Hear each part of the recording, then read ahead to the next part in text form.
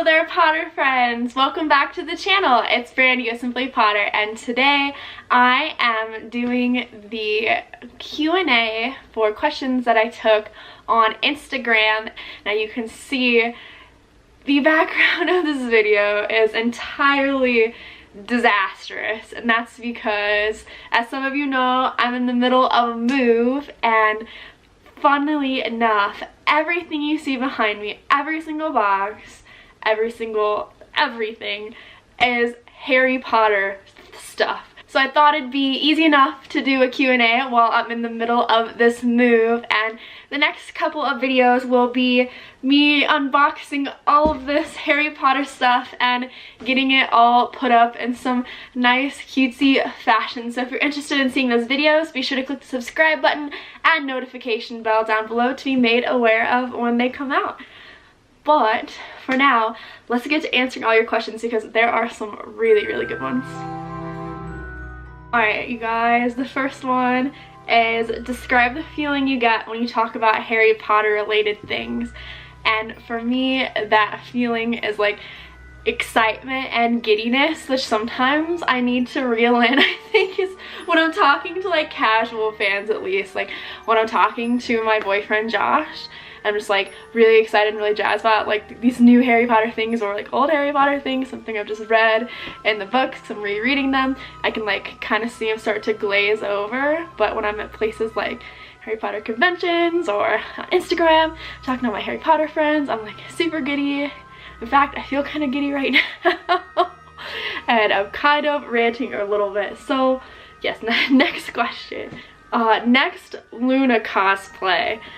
The next Luna cosplay that I want to do is something I don't know if I'll actually do because it's just like this big dream really, and I have a couple other cosplays on deck that I'm going to do first, but it's to do Forest Luna and build out a Thestral to like take along with me, preferably in the form of somebody else like wearing a Thestral costume. I haven't like honestly put any more thought into it than just that. But yeah, that's the next Luna cosplay that I want to do. Actually, I have my lion's head, one of them, right here in this box behind me, so if you're wondering what the heck this is, it's actually Luna's wing. Do you have a best friend? I do. I consider my man my best friend. We just moved into this apartment together and it's exciting, and we were actually best friends for over a year before we started dating, and now we've been dating for almost a year. So yeah, that would be my best friend. Top 5 or 10 Harry Potter characters. Ooh, I'll do top 5. So my number 1 is Luna. I've done a video on why she's my favorite character. I could talk about that forever, so I probably shouldn't even start. And then Hermione. I looked up to her a lot when I was a young girl. And Professor Lupin is in my top 5 because he rocks and he is like a genuinely good person. Ginny is a badass, and she says one of my favorite quotes in the entire series, which is anything's possible if you've got enough nerve. And my 5th would probably be Neville, because I love a good underdog story, and he is like the most awesome underdog there is because he comes in at the end and just like really makes himself into this super cool badass. What was the first cosplay you made? I actually have it in this room. The very first cosplay that I made was Luna with her lion head, and I made it because I was going to Celebration of Harry Potter for the first time, Universal Orlando a few years ago, and I heard Ivana Lynch likes to seek out, or at least used to like to seek out, Harry Potter cosplayers that were dressed like Luna Lovegood, and so I made the lion's head because it's one of my favorite things in the Harry Potter series that we see as a prop, and I knew Ivana helped build it, and so I wanted one for myself and I wanted to meet Ivana. I'll grab it, hold up. Alright, well, here it is in all of its glory, my first lion's head that I made. I don't wear it to cons anymore because I have my new one back here in this box, but I like to hang on to this one because it was my first. Alright, the next question is, how often do you travel to do Harry Potter related things? and quite frequently. So every few months at least I'm doing a Harry Potter trip. Since September, I've done the Wizarding World of Harry Potter in Orlando 3 times, birthday, Christmas, and a trip for the Uncelebration to hang out with friends.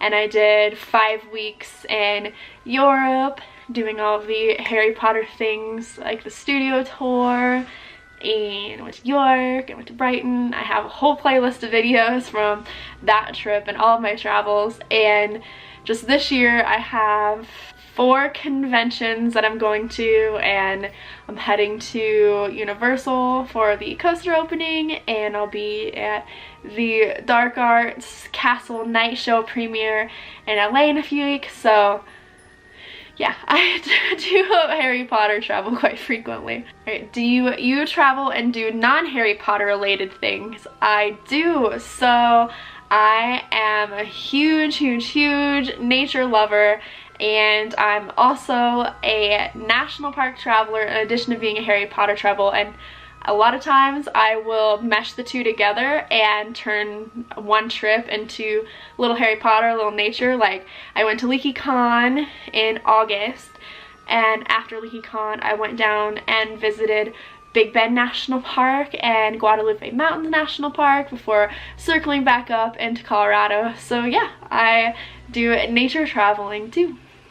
Ooh, this one's a hard one. Of all the Harry Potter places you visited, which holds a special place in your heart? Which is number 1?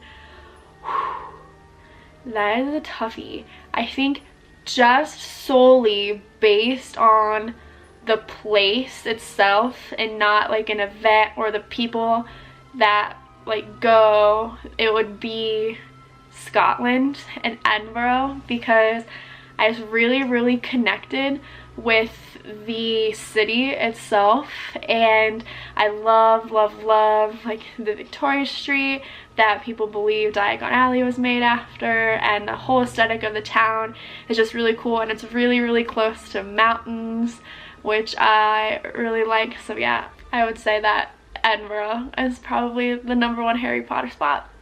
And the Elephant House was cool. Like, it was the coolest Harry Potter thing I think I've done, which seems really weird, but like it's got all these like feels there. I don't know. It's a hard question. What's the best non-Harry Potter related destination you've ever traveled to? God, these are so hard. I think my favorite non-Harry Potter destination I've been to is Zion National Park, which is absolutely stunning. And I really like it because I did this 16-mile hike through the slot canyons there called the Narrows, if any of you are into hiking, and it was like one of the coolest experiences of my entire life. And so that place really holds a special spot inside my heart, and I'm actually getting ready to go back through there in a few months. I'm really excited. How excited are you to come to LA? I am super jazzed to go to LA because I've not been to LA in many moons, it feels like, and I've only been able to visit the Wizarding World of Harry Potter there once, and it was with somebody who was not into Harry Potter at all. And so I'm really excited to go back now that I know a bunch of Harry Potter people in Los Angeles and like hang out with them at the Wizarding World and experience it with the true fans. The next question is, what kind of room is your favorite room in a house? And this might be cheating a little, but my favorite room of a house isn't actually a room at all. It would be like the porch or the backyard, because I love spending time outside, and it's finally spring and I'm finally excited. So I have a big old porch at this new house to hang out on and read books and sit in my gravity chair. So this patio is my favorite room of the house. Ooh. Which article from your Harry Potter collection has the most meaning for you? That would probably be my first set of books that I ever got, because I've had them for a really long time, and now the 5th book, which is my favorite book in the series, is filled with autographs from different conventions that I go to, and when I see those autographs, it reminds me of meeting each person that I've been able to meet, and then it reminds me of the event that I went to and like all the fun that I had and people that I met. So that would probably be the most cherished item in my collection. Alright, the next question is, how do you afford to travel?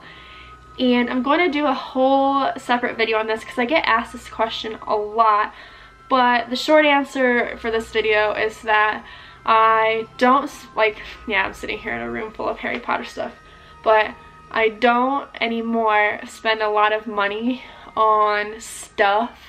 I mostly spend money on my experiences and getting to different places, and I also don't buy a lot of like luxurious things.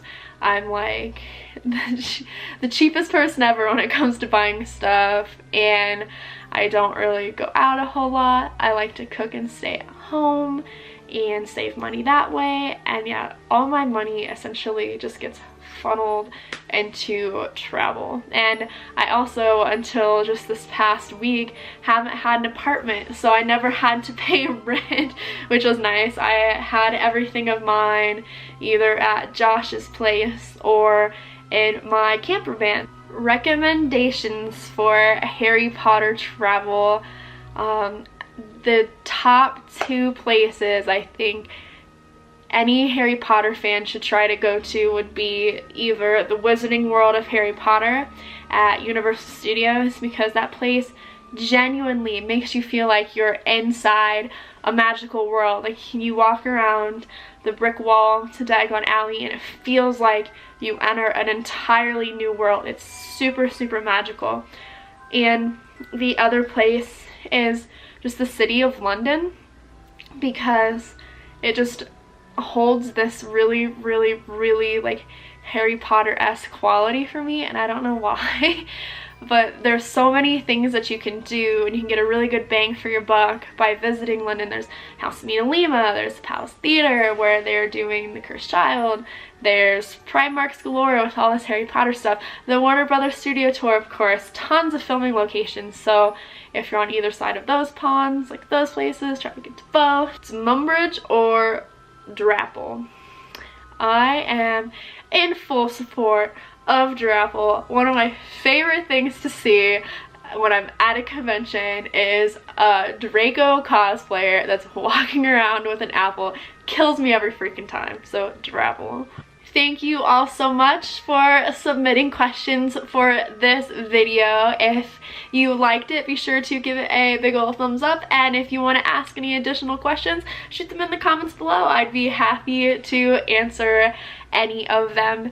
And if you want to see this magical unpacking madness, be sure to subscribe to the channel. And until next time, stay magical, my friends.